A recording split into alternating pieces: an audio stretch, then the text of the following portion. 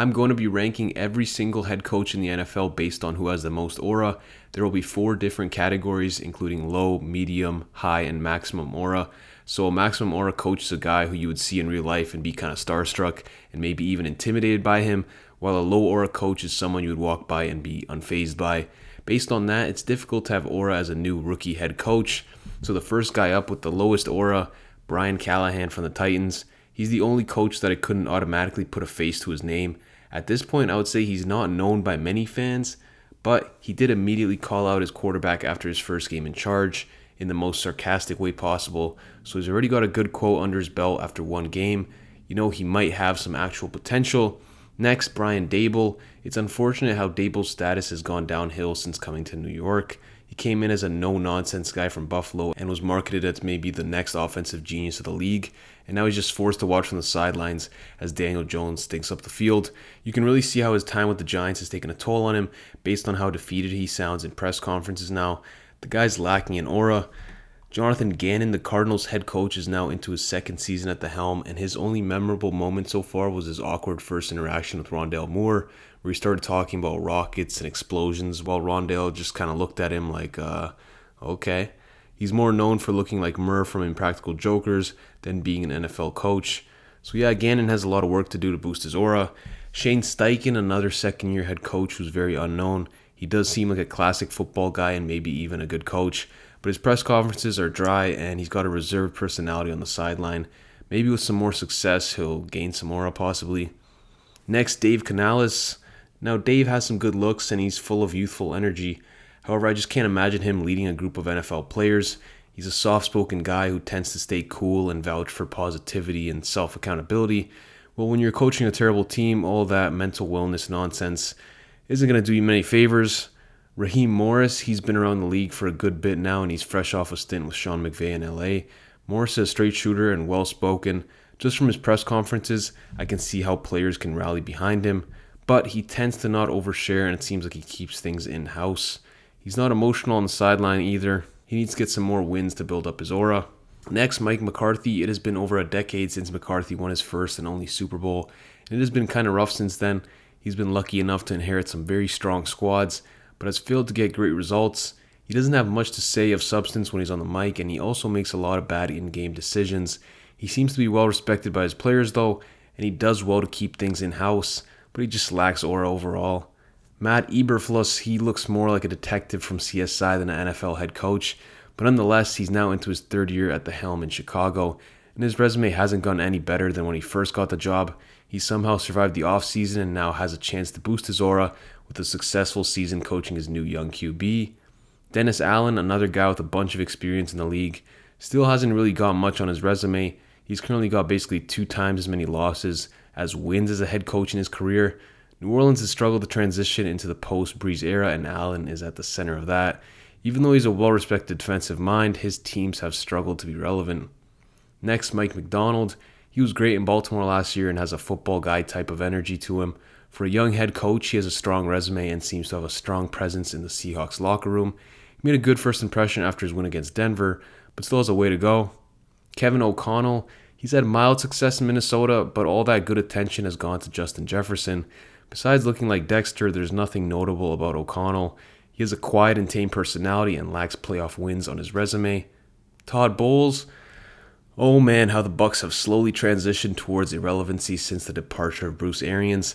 Tampa replaced Bruce, the coach who has the polar opposite personality of him. Bowles is as calm, cool, and collected as they come. The guy's never excited, which matches his non-exciting results. Even though he's admired by many around the league, the guy just lacks aura. Onto the medium aura tier, first coach up, Nick Sirianni. An interesting guy, almost a Super Bowl winner, but he's probably best known for some of his sideline antics. He can be entertaining in press conferences as he wears his emotions on his sleeves, but he isn't the greatest or most inspiring speaker. Last season, he seemingly lost the locker room, which led to a dreadful playoff loss. Overall, he doesn't have a defined trait as a coach that makes him great, which makes it difficult to associate him with a higher level of aura. Next, Robert Saleh. Saleh looks the part. He's absolutely jacked. He looks like he could step in to play defensive end if needed. He's also a pure football guy. He always gets fired up on the sideline whenever something good happens for his team. That pure passion makes him likable. but the guy has just failed to do anything during his time in New York, and now he's just become known for being sad in press conferences and making excuses. Hopefully A-Rod can help boost his mood. Gerrod Mayo, the rookie head coach, is a former All-Pro linebacker and has impressed many around the league. He's able to come off intense even while being soft-spoken. You can see that the players on his team respect him and they play hard for him, which shows that he has quickly gained control of the locker room. He's a young coach, but he's got great potential. Zack Taylor, luckily he has Joe Burrow on his team. The aura he gets from his association with Burrow helps mask the fact that he looks more like a camp counselor than an NFL head coach. Taylor was so close to winning a Super Bowl in his second year with the Bengals. This is where his aura peaked, as he was the best young coach in the game at the time. His aura has slowly trickled down since then. Now to Dan Quinn, who was also super close to winning it all as a head coach. He was outshined by Shanahan on his own staff while he was in Atlanta, but he still did an impressive job with that defense. He was great with the Cowboys last season, and he's still able to pull off the backwards fitted hat in 2024, so kudos to him. But he lacks a defiant trait to him as a coach, and he's struggled to get even close to the success he had in 2016. Kevin Stefanski, the Browns were the laughingstocks of the league for decades before Kevin took the helm. He quickly turned them into a team that has a legitimate chance of making the playoffs every year. He's looked at as one of the better offensive minds that the league has to offer. All that being said, he keeps his cards tight to his chest. You'll rarely see visible emotions from him, and he's modest and professional in press conferences. He gets the job done, but there's not much flash in his personality. Next, Antonio Pierce. It's rare that a coach has that dog in him, but Pierce has that dog in him. The former player is a no-nonsense guy who loves smash-mouth football, and he delivers entertaining quotes weekly in press conferences. He also looks kind of like a bloated Steve Smith. Nonetheless, if he can get some wins under his belt, he could fly up these rankings. Matt LaFleur. His success with Jordan Love has helped mightily improve his stock as a head coach. LaFleur really got to flex his play calling skills during the 2023 season and cemented himself as one of the best play callers in the NFL. He also just so happens to be coaching one of the more well-known teams. Even with poor in-game decisions at times, he's still a coach whose aura seems to be on the rise. Sean McDermott, the guy has turned the Bills into a perennial powerhouse, and he has delivered some marvelous quotes along the way.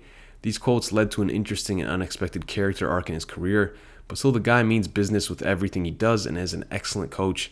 The only thing missing for him now is a title. Doug Pederson.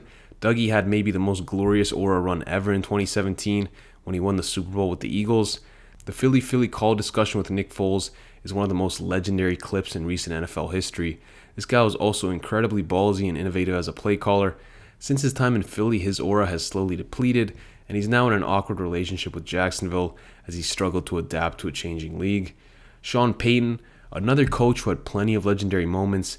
He helped lead New Orleans to their first Super Bowl alongside Drew Brees and kept them near the top of the league for most of the next decade. Payton is a wizard of a play caller, and his smug and cocky persona is a staple of his character. The way he celebrated and praised himself after fooling everyone in selecting Bo Nix in the first round was a great example of who he is. Unfortunately, his roster in Denver sucks, which is keeping him less relevant at the moment, but when he gets going, his aura can quickly skyrocket. John Harbaugh, a Super Bowl winning head coach who has had more talent on his teams than maybe any other guy on this list.